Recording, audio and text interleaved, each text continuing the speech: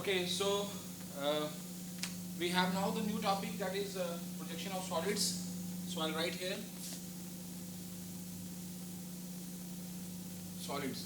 So we have to study the projection of solids after plotting your views of projection of planes, in which we have studied that how to draw the projection of planes when the object is resting on HP or VP. In the same manner, we have another category of object for which we have to draw its projection is your projection of solids. So basic is we have different categories of solids that I'll show you in the form of PPT also, but just to give you an idea that you have your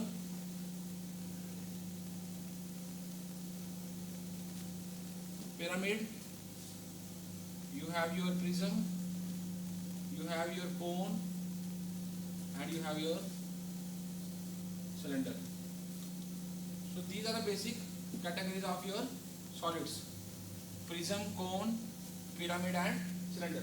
I'll show the objects in the real form, whatever models I have with me, so that you can have an idea that what are the different types of the solids.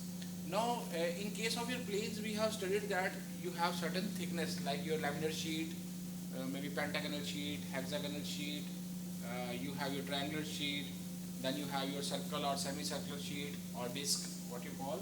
But in case of solid, you have a fixed object having some different parts. So concept is same, that is the object is resting on HP on one of its corners or edge. Similarly here the object will be resting on its surface. So in solid we have the surface, but I will draw here just one solid, that how to name its different part. That again I will show you in the form of PPT.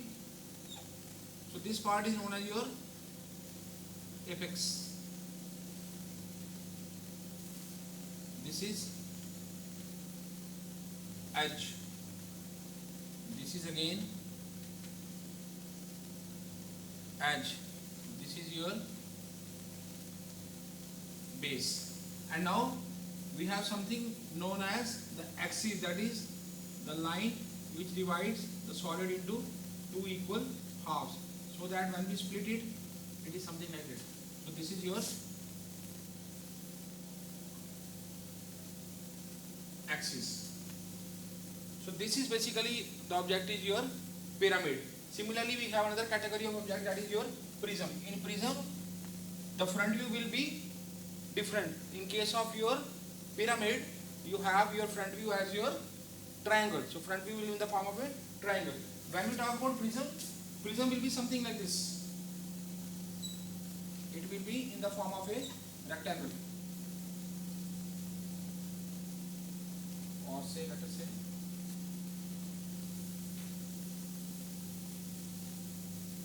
so here you have the top surface, you have the lower surface or the bottom surface. Here you don't have the apex, but you have the axis, that is the line which divides the object into two equal halves.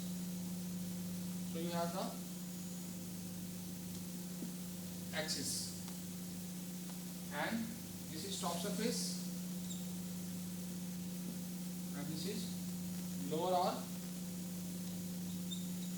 bottom surface. Now I'll show you in the form of the physical objects. Suppose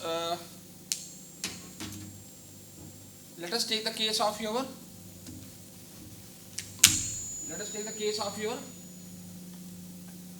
pyramid.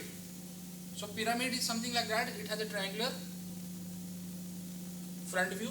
So front view will be in the form of triangle, such that you have one edge, you have another edge known as your slant edge, and this is a point where these two edges meet. So this point is known as your apex.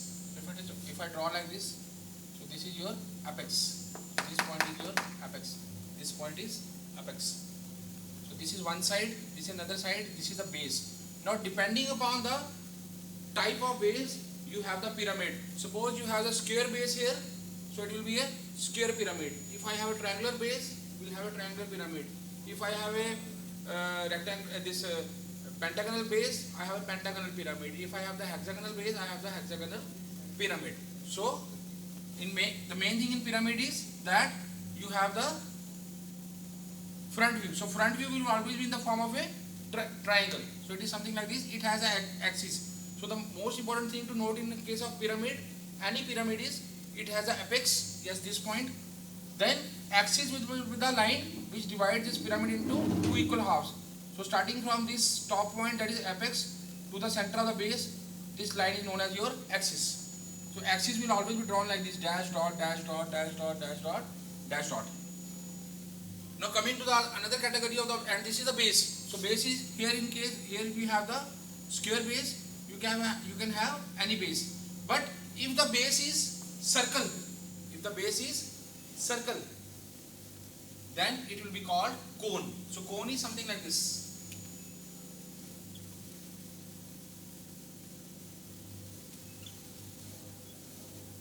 This is cone. This is apex. Dash dot, dash dot, dash dot, dash dot. This is center. So this is your cone. It means again it will be sort of your pyramid, but base will be circular. So when the base is circular, it will be a cone, just like your ice cream cone or your birthday caps which we use, or funnel we can have. So that is your cone. So this is another solid. Now coming to the next category of solid, that is your prism. So how the prism is? When your object is such that its top surface and lower surface or bottom surface are same. Suppose here you have the top surface as hexagon, here also hexagon. So both its top surface and bottom surface are same, you have the hexagon. So this is known as your hexagonal prism, such that your front view is a rectangle representing its side or edge. This is the base. So here also the base is rectangle, hexagon. Here also the base is hexagon. Similarly, we can have another prism known as your pentagonal prism. So here your base is top surface as well as bottom surface. These are your pentagon.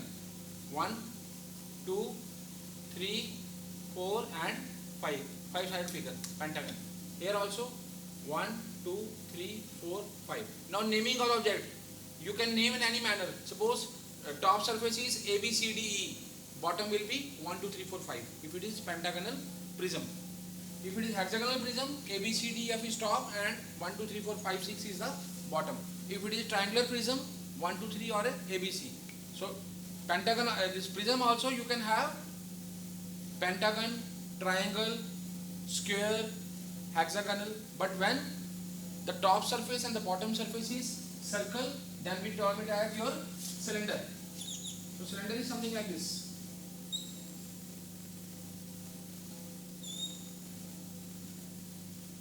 So this is bottom surface, this is top surface, bottom or lower surface. Now whether you have any axis in case of prism, yes, from the center, dash dot, dash dot, dash dot, dash dot, dash. So you have your axis in case of your prism, you have axis in case of your pyramid, but you don't have this apex in case of your prism, but certainly in case of your pyramid or cone you have the apex. So this is the terminology that we use. So the terminology is your apex, axis, edge, base, top surface, bottom surface, top surface, bottom surface, axis. So this is how the solids are to be studied. So I just wanted to give you the idea that how the object will be. Again, I'll take up this case in which you have your pentagonal prism. So always remember that the prism is an object in which the top surface and the bottom surface are having the same profile, are having the same shape. If pentagonal prism, pentagon, pentagon. Hexagonal prism, hexagon, hexagon. Triangular prism, triangle, triangle. If circle is the top surface and bottom is top surface, then it is no longer prism, it will be termed as your cylinder. So this is your cylinder. This is your cylinder. In the same manner, you have your pyramid. I'll take up the pyramid again. Pyramid, you have the apex, then the center line means if I divide this base and I connect it to the top surface or top point, this will be your apex. So the line joining the apex to the base is your axis, and then you have your slant edge, slant edge. Now depending upon the base of the pyramid, you have your square pyramid, you have triangular pyramid, you have pentagonal pyramid, you have hexagonal pyramid. But when the base is a circle, it becomes your cone. Axis is there, apex is there, slant edge is there, but not the, what is not there? It is the apex which is not there in your prism. So there are two basic categories of solid. One is your prism and another is pyramid. Pyramid means triangle. Whenever triangle is there, you have the apex, the pinnacle, the top. So that is your apex. So apex is always available in case of your cone and pyramid. Similarly, you have your prism and cylinder. When the top surface and bottom surface are circle, it becomes your cylinder. Otherwise, all other objects are your prisms. So triangular prism, pentagonal prism, square prism, hexagonal prism. So all these objects are again regular polygon. Now another important thing is height of axis. Height of axis is very important in case of your solids. So height of axis will be given to you. So just on the basis of your different positions of the solid, that is whether the object is resting on HP or BP, or whether the cylinder is lying on HP or cylinder is lying on BP, or cone is resting on HP or cone is resting on BP, and accordingly how the one of its side is inclined. In the similar way, what we have done in your projection of planes, your projection of solids are there. Now another important aspect in case of your solid is the concept of your continuous and hidden. So there is one logic that suppose this is your XY line, whether you plot the object in BP or in HP, one thing you have to remember that the points which are nearer to XY, they will always be hidden, and the points which are far away from XY, they will always be continuous, and the outer periphery of any object will be always be continuous. It will always be continuous. So when I take up the problem, I'll tell you. But suppose we have your this object and the object is resting like this. Then if we talk in terms of the points 1, 2, 3 and 4. No, if you are looking from top, whether 3 and 4 are visible? No. Why? Because they are near to XY. But what about this 1 and 2? Yes, they are visible. But since it is solid object, so all these points with respect to 1, 2, 3, 4, they will be continuous, but internally they may be hidden. So the points which are nearer to XY, they will always be hidden. So every hidden object or every hidden side is represented by dash, dash, dash, dash, dash, dash. There is a difference between this line and there is a difference between dash dot, dash dot, dash dot, dash dot, dash dot. This represents your axis line and this represents your hidden. So three types of lines are there: axis, hidden, and another is your continuous. So continuous means the outer periphery or the boundary will always be continuous.